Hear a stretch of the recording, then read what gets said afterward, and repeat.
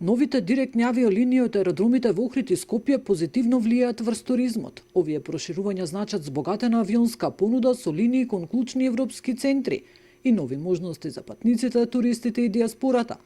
Професорите од областа на туризмот сметаат дека авиолиниите значат дополнителен развој во главниот туристички центар, а хотелиерите и угостителите треба да бидат подготвени за новите посетители. Новите авиолинии се навистина еден ветар во грб и тие ги позитивно влијаат врз туристичките текови.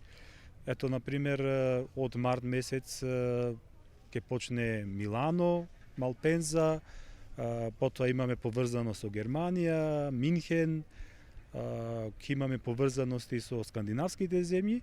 Сето тоа ќе влече посетители, но пред се мора да бидеме будни, мора да сме подготвени за нови посетители, за нови посети, мора да знаеме што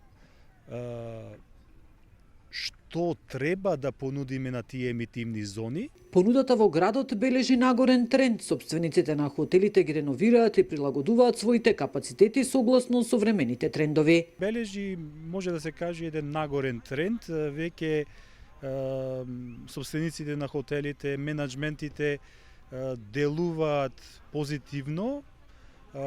Евидентно е дека се прават и реновирања и приспособувања на хотелските капацитети за потребите на гостите, но сето тоа треба да биде со малку позабрзано темпо, да биде поквалитетно направено. Според добрите познавачи, новите авиолинии не само што ќе стимулираат непосредната потрошувачка во туристичкиот сектор, туку ќе имаат и долгорочен ефект врз економијата.